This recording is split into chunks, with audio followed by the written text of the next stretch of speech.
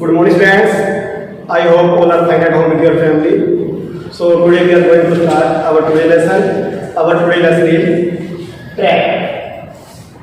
Class 9 and 10. Topic track. Part 1. Track एक ऐसा part है कि जिसको हम लोग एक बार में नहीं कर सकते, इसको हम लोग 7-8 पार्ट में वन बाय वन करेंगे। आज हम लोग ट्रैक के बारे में डिस्कशन करेंगे, पार्ट 1 के बारे में, इसकी कैलकुलेशन कैसे होती है, इसके टाइप्स कैसे होते हैं और ये कैसे बनाए। तो सबसे पहले बात करते हैं टाइप्स ऑफ ट्रैक्स कि ट्रैक्स कितने प्रकार के होते हैं। ट्रैक्स होते हैं 2 टाइप्स के। एक ट्रैक होता है 400 मीटर जिसको हम लोग बोलते हैं स्टैंडर्ड ट्रैक, मानक ट्रैक बोला जाता है, और दूसरा होता है 200 मीटर ट्रैक, 200 मीटर ट्रैक। यहाँ पे सारी रेसें लगाई जाती है, जितनी रेसें होती है 100 मीटर, 200 मीटर, 400 मीटर, जितने प्रकार की रेसें होती है वो ट्रैक पे लगाई जाती है। और जो इसका ये वाला अंदर वाला एरिया होता है इसको बोलते हैं फील्ड। जो थ्रोइंग इवेंट्स होते हैं और जंपिंग इवेंट्स होते हैं वो होते हैं यहाँ इसके अंदर फील्ड में। तो आज हम लोग बात करेंगे कि हम लोग ट्रैक बनाएंगे कैसे, हाउ टू मेक ट्रैक। यहाँ पे क्वेश्चन मार्क है, हाउ टू मेक ट्रैक कि ट्रैक बनेगा कैसे। तो आज हम लोग बात कर रहे हैं 400 मीटर ट्रैक की। Today we will discuss about the 400 metre track. First of all what is direction. Direction क्या होनी चाहिए जब हम कोई भी ग्राउंड बनाते हैं तो उसकी एक डायरेक्शन होती है कि वो ग्राउंड किस हिसाब से बनेगा। जब हम ट्रैक बनाएंगे तो उसकी डायरेक्शन होती है वो होगी नॉर्थ एंड साउथ। तो यह एक वैज्ञानिकों ने निकाला हुआ तरीका है। वैज्ञानिकों ने पहले इसको मान किया गया है, इसको मेजरमेंट की गई है कि अगर आप लोग नॉर्थ और साउथ अगर आप ट्रैक बनाते हो तो जो रनर होता है उसको भागने में प्रॉब्लम नहीं होती। तो उसके बाद नेक्स्ट आपका पॉइंट है, point number second, length of the track 400 metre. उसकी पूरी लेंथ, जो एक धावक, एक रनर, एक एथलीट जो स्टार्टिंग पॉइंट से लेके फिनिशिंग पॉइंट तक लास्ट लाइन तक पहुंचता है तो उसका लेंथ कितनी होगी, तो उसको कितनी दूर तय करनी पड़ती है, वो होती है 400 मीटर उसकी लेंथ है। नेक्स्ट पॉइंट है shape of track. What is the shape of track. Track की शेप क्या होती है। ट्रैक की शेप होगी ओवल, अंडाकार। ये गोल नहीं होती, चौरस नहीं होती, अंडाकार होती है।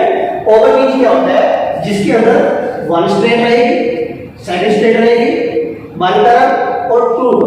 इसके अंदर 2 स्ट्रेट्स और 2 कर्व्स होती है, उसको बोला जाता है ओवल। ठीक है, इसकी शेप ओवल होगी। और नेक्स्ट पॉइंट है स्ट्रेट 1/5 ऑफ टोटल लेंथ। तो इसमें क्या है, माना जाता है कि जितनी भी उसकी टोटल लेंथ होती है उसका 5वां भाग, अगर उसको डिवाइड करते हैं तो 5 से भाग देती है, तो जो उसका 5वां भाग होगा वो क्या होगा, उसकी स्ट्रेट निकलती है।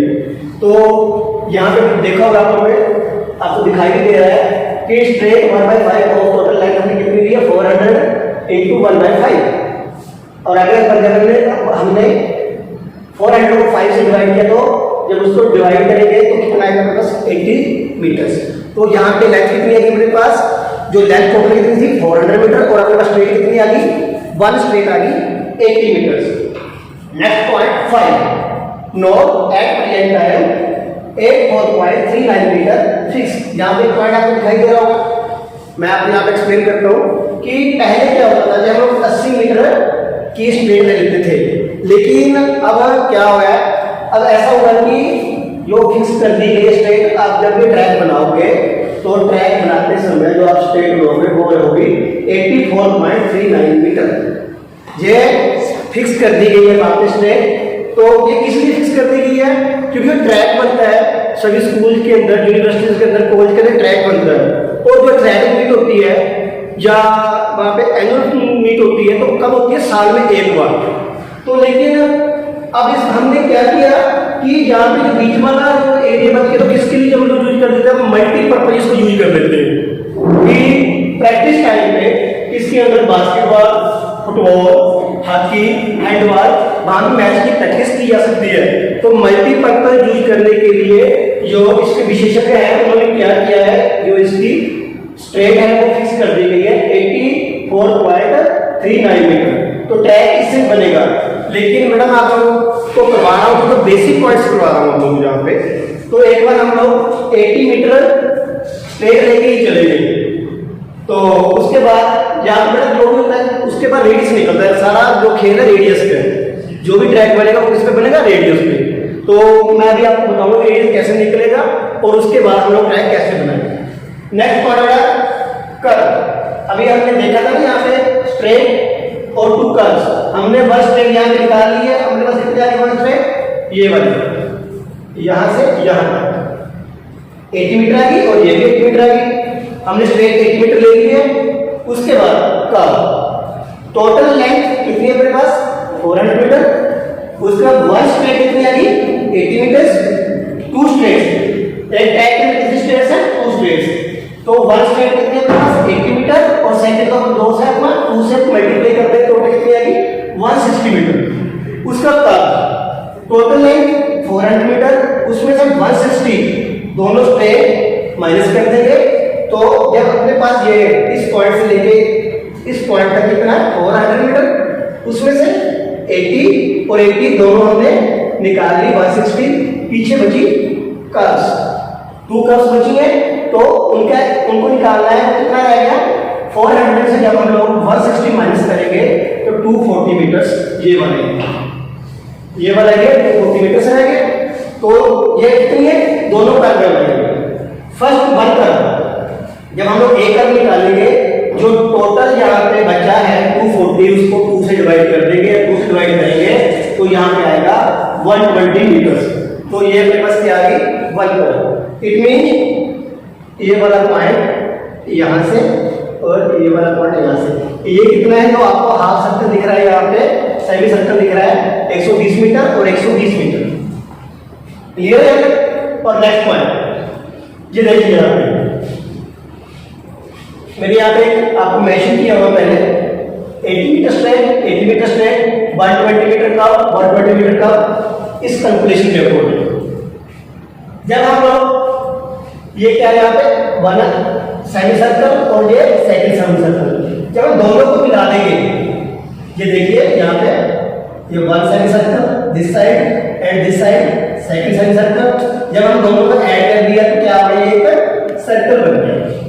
सर्कल कितना बना है 240 मीटर, जो हमने दोनों स्ट्रेट निकालने के बाद निकाला।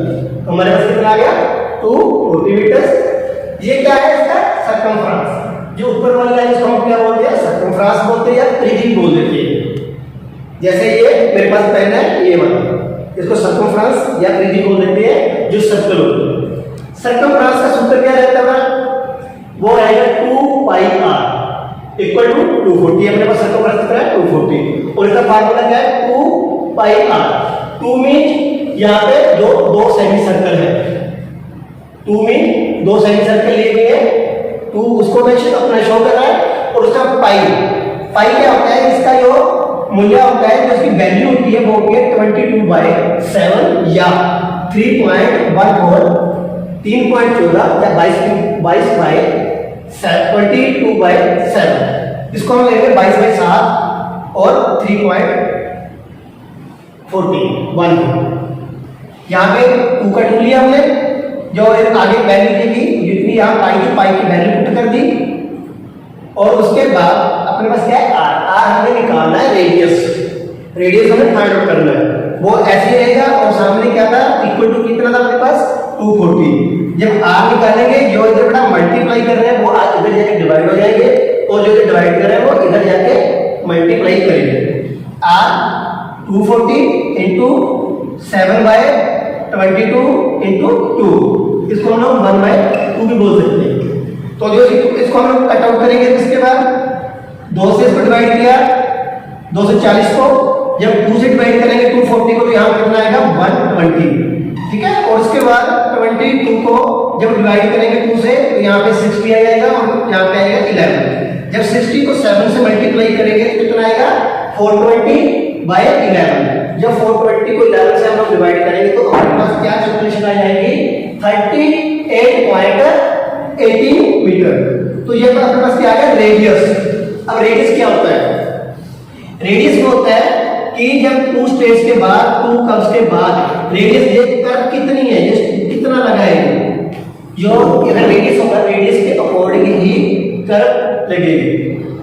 और जो आज का टॉपिक था, आज के टॉपिक में हमने जो ट्रैक का पार्ट 1 को हमने डिफाइन किया है, इसके 7 और 8 पार्ट्स बनेंगे। हम लोग स्टेप बाय स्टेप चलेंगे, आप लोगों ने मिस नहीं करना। अगर आपने कोई भी स्टेप इसमें मिस कर दिया तो आप लोग इसको नहीं समझ पाओगे।